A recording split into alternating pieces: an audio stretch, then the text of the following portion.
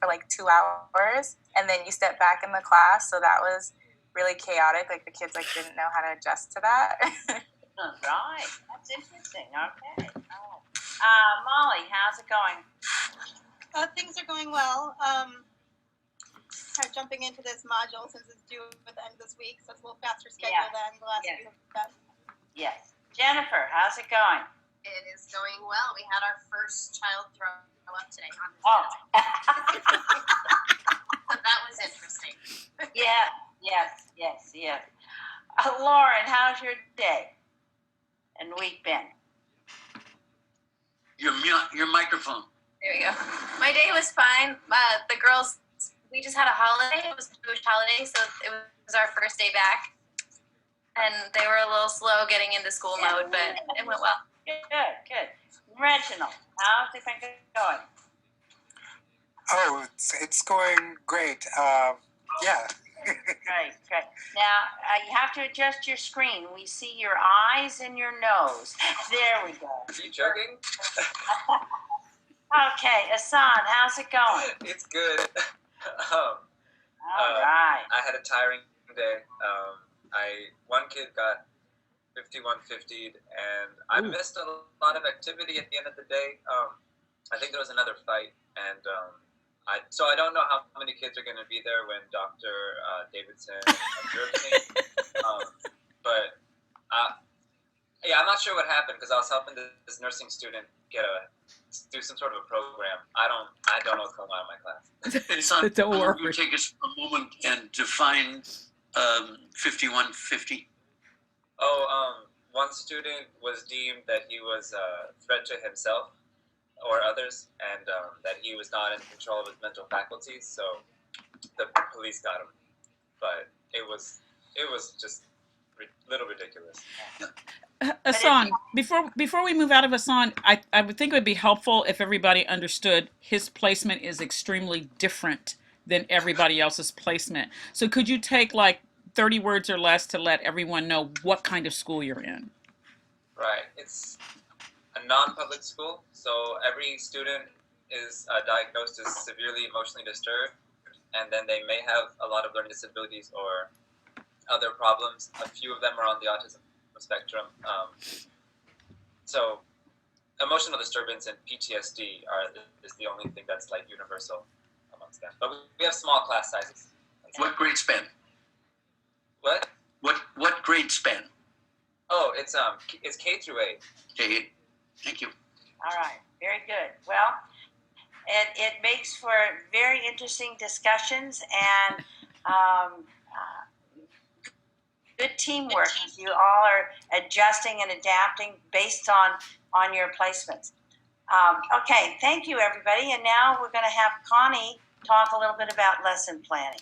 Okay, I have to, because I'm using Screencast-O-Matic, I have to do some fluky things, so just give me 2 seconds to pull every binder, because it's time now that we get into looking at lesson planning in such a way that we're able to start coaching you through the process of creating lesson plans, because we're going to need these documents for the observation event as we continue through the program.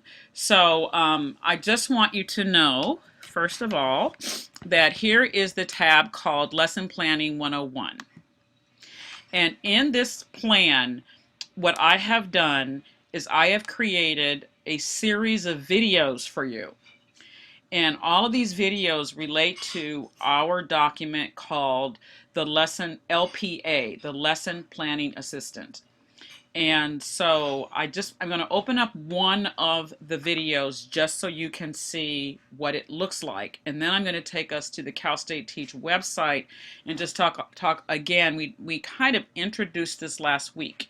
But 2 weeks ago, but I want to make sure now that you are starting to implement the necessary requirements for identifying a standard, identifying an outcome, identifying an assessment of mastery of the outcome. Those are the three primary pieces that everyone has to understand when creating any lesson. So so you see there's lesson planning part 1, 2, 3, and then writing objectives using Common Core.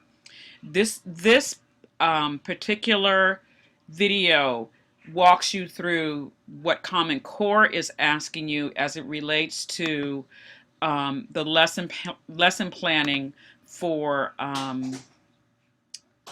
using the Common Core document. Dr. Davidson, and I want to go over the lesson planning assistant, especially the area regarding the content objectives, because things have changed a bit since the first video that you've looked at in this series. And what has changed is the introduction of the Common Core. So I'm in the lesson planning assistant, and what I want to do is I want to find my standard, and then I want to create my content objective. So let's go to the standards. Now when we go to the standards, you are going to see this being offered to you. Bring this out. So there's the California Content Standards, the California English Language Development Standards, Technology Standards, and Common Core Standards. At this point, I am not interested in you, if there's no need for you to address the technology standards. What I do want to do, though, is focus in on these three standards. Every single one of your lessons must have an ELD standard. Now, if you are a Term 1A student and you are listening to this early in your your coursework with Cal State Teach, you do not have to put an English language development standard in. Okay, I'm going to stop it here because you get the idea of how I'm going to coach you through this. And the synopsis of this part, and the only reason I want to sit here for just a moment, is because it can be very confusing when you come here now as you look at Common Core, California English Language Development, and, California Academic Content Standards, Common Core, and English Language Development. And the point is this: if you're doing English language arts or math, you must use a Common Core standard. There are no longer any California academic content standards in math or English language arts. If you are doing social studies, if you are doing science, if you are doing visual and performing arts, music, physical education, any of the other disciplines, you now still must come here to the California English language, for the California Academic Content Standards in order to find the standard for your discipline. What you need to understand, however, especially if you are doing social studies, is that when you are creating a social studies standard, when you're looking at the social studies standard and you are creating an outcome for the student, you will also need to visit the Common Core for English Language Arts, because social studies and English language arts are actually wedded together. When you open up the Common Core for English Language Arts, you will actually, as you scroll through, you will see where it talks about the social studies curriculum. The point is that because it's part of the humanities, if you're going to ask students to do something with this particular discipline, it's automatically wedded to English language arts because they're either going to read, write, listen, or speak. In that case, you just want to make sure when you ask them to do whatever it is you're going to ask them to do with social science, you need to make sure it is at grade level for English language arts. Now, I know that can be a little complicated and you're going, oh my God, this woman's crazy. What is she talking about? There's a video to help walk you through this entire process. I'm a big believer in the power of the video. So I just want you to know, as you can see, this is a 13-minute video. I try to keep them no longer than 13 minutes if I can, so that you would go to that video and it'll tell you everything you need to know. The same thing will happen with how to go about beginning the lesson planning process. I broke the videos up into sections. Hello students, this is Dr. Davidson, and I want to walk you through filling out the lesson plan assistance and the lesson plan observation event. So they're both located in the same portion of your website. And so I'm actually going to move forward. I'm not going to write a new title. I'm going to go to one that I have already titled. So here it says new. Once I title it, now I will get this screen, which is how you go about building a lesson plan. Here you have a drop-down menu that asks you to tell, that asks you to fill out what language, what subject matter will this. Okay, I'm going to scroll forward because it's really important that I get you to the observation.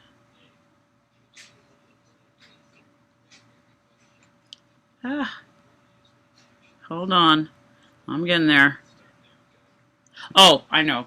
It's not on this one. I've done this unless you knew this. Thank you for reminding me, Connie, about the things that are on this video. The observation event portion, let me bring up Cal State Teach for this, because I really want you to understand this. I think we went over this last week.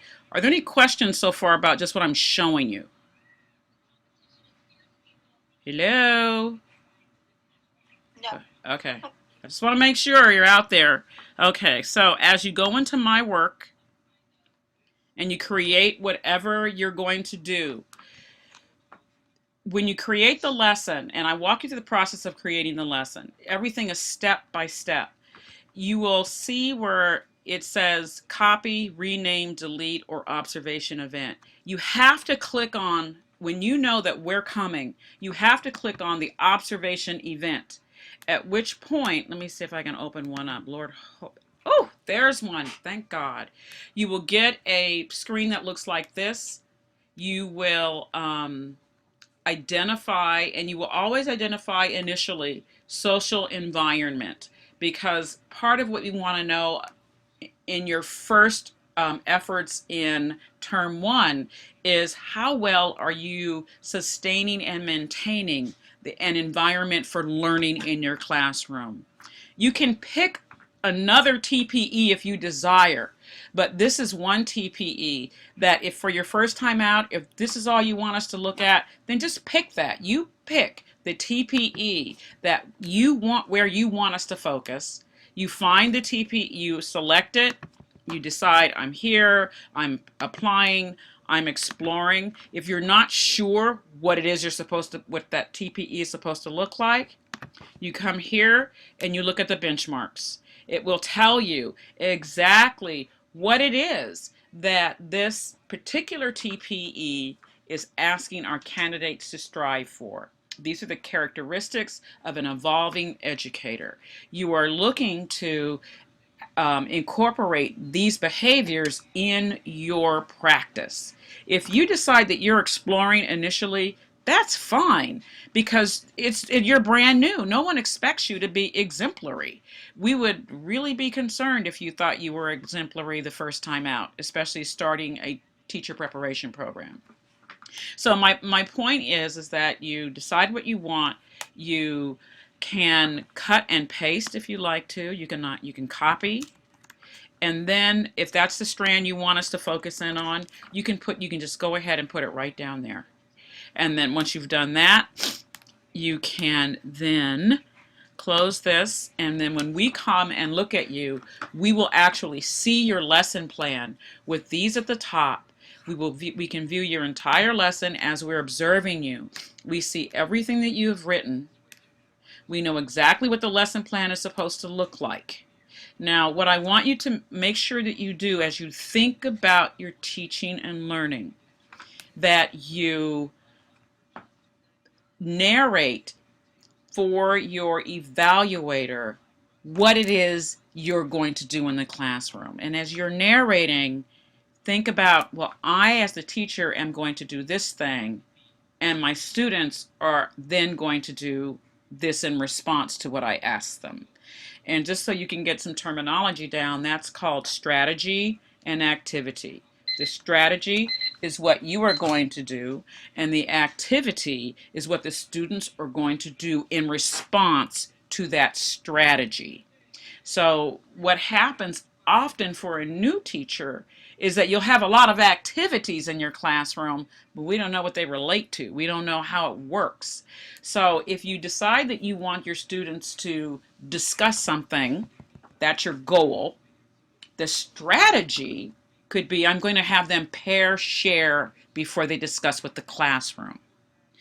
Then the activity is I will ask the students to talk to their elbow partner. If you begin to narrate like this, you will set yourself up to understanding not only how to think through your lessons, but also it will set you up for taking your teacher performance assessments. Because your teacher performance assessments will always ask you to describe your choice of strategy and your choice of activity. So I know for my students, that's one of the things that will get your LPAs kicked back to you. If this is not filled out so that I understand. I just want to quickly go over what is meant by open, body, and close. The open is the introduction to the lesson. What are you going to do to get the students ready to accept whatever the lesson is? In this case, it could be if I'm going to be reading the story about the three little pigs, I could actually ask the classroom to say, has anyone ever heard the story about the three little pigs? I'm tapping into prior knowledge. That's going to let me know if I need to do more input before we get started, or if the students are already knowledgeable about this. And I mean, that's a very simple open, but that open tells me enough so that I understand now how to teach the body of the lesson. So the body of the lesson would be maybe about the character or the plot or the setting. And then finally, the close. Every lesson needs some kind of close so that the students understand that the lesson is closed and you understand the lesson is closed, and you can check for mastery, even if it's informal, where they can go back and it can be as much as tell me something interesting you learned about the lesson. Or if you're talking about character, you can say, what is one of the characteristics about the fox that made him so evil? Just so that the students now understand that they have to tap back into what the lesson was about in order for them to actually make a frame or a context in their brain so that they will be able to access that later. Often students close by saying you're going to do something for homework. That's not a close. A close is actually closing out a lesson. A lesson is about 10 minutes long. 20 minutes max for bigger kids. Little kids, 5-10 minutes is a lesson, because a lesson are a series of benchmarks and objectives as you're moving toward a goal. So I have the videos that tell you all about how to do this, but I do want you to know that you have to make sure your language objectives here are talking about the language objective for ELD development. This is not an English language arts language objective. This is an English language development language objective. And there's a video that tells you how to access that, what you're supposed to do, and how you write that objective.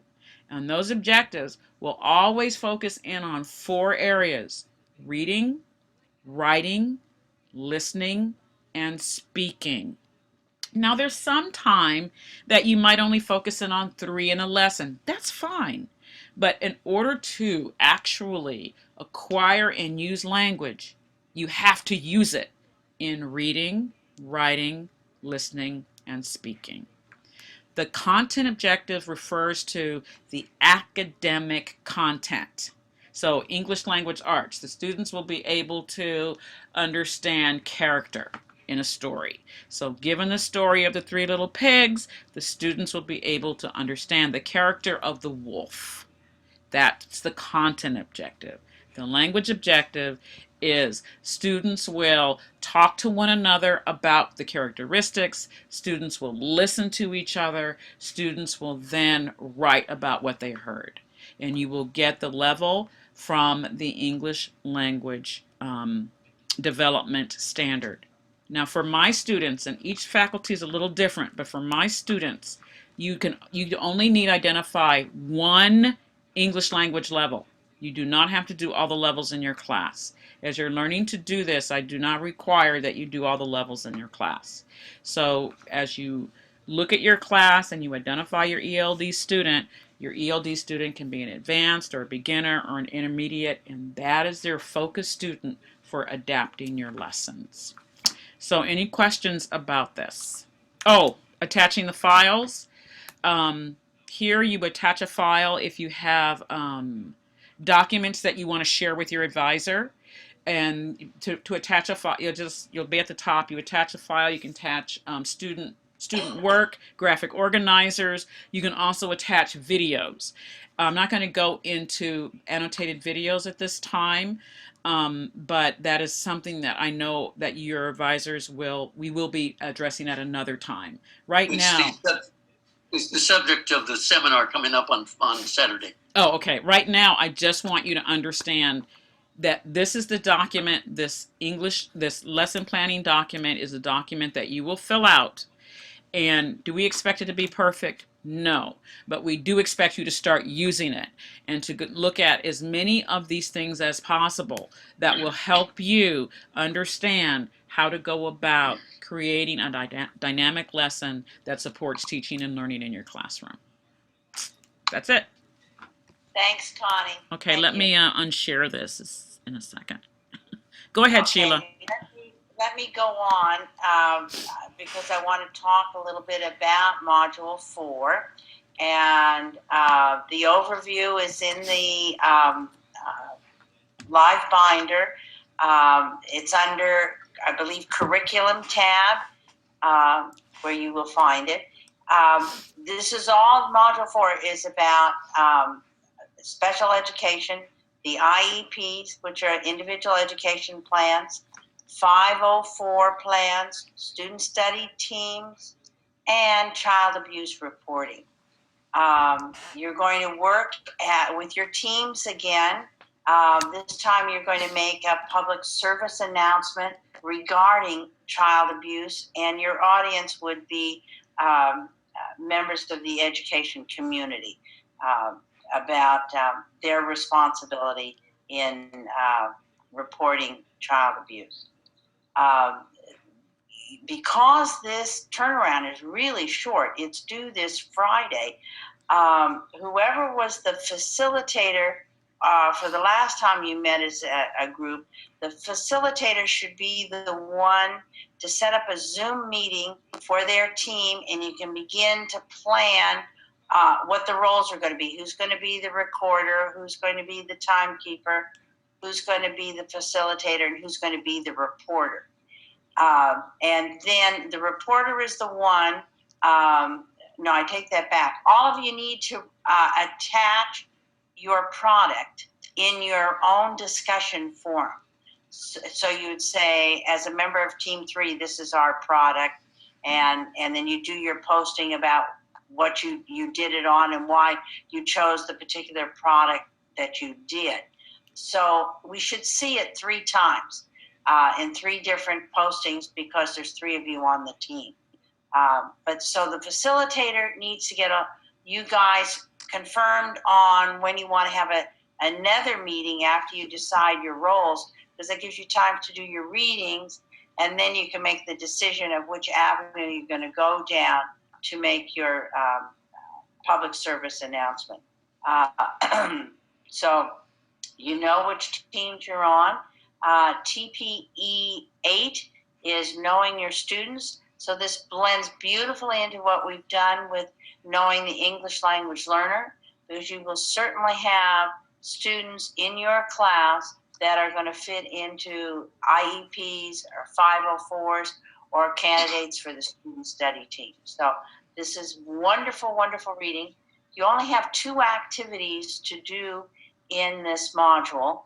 But because of the time, don't think, oh, this is going to be a piece of cake, because of course, like everything else, it's not. Get facilitator, get going on zeroing people down on their roles, and when you will have your second meeting to decide on how you're going to make the presentation. You do not have to send your notes to us, but your recorder needs to keep them in Evernote because you'll be referring to them again. And all this work is building towards you working well as a team as you get into Module 9.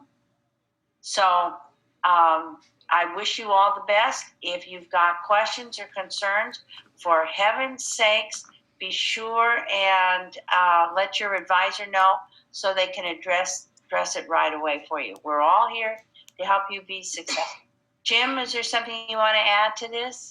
No, other than please digest the information. You can find some of the videos that to which Connie referred in under resource. It's under the I'm sorry. Is it Monterey Bay? Monterey Bay Region something guide. I can't remember the name of it, but look for it there, and you can find her, as well as on Livebinder. Yes. Okay. Yes. And I also want to mention, because I forgot, on the Livebinder site, there these templates you can find in the resources, but I have attached, after you look at the videos and it talks about uploading your LPAs and there are templates for direct instruction, inquiry lesson, unguided inquiry, understanding by design lesson templates. Those templates are different than the ones that you will find in the LPA. I encourage you to use these templates as a way to prompt you through your thinking when designing these kinds of lessons, because each one of these lessons has a nuance that's slightly different. And until you're comfortable with it, these guides will help you to create the lessons that we asked for.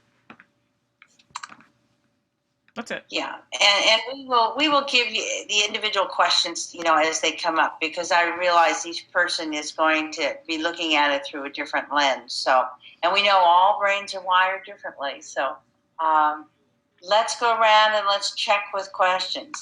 Does anybody have anything? Jeff, do you have any questions? No questions this far. Anna?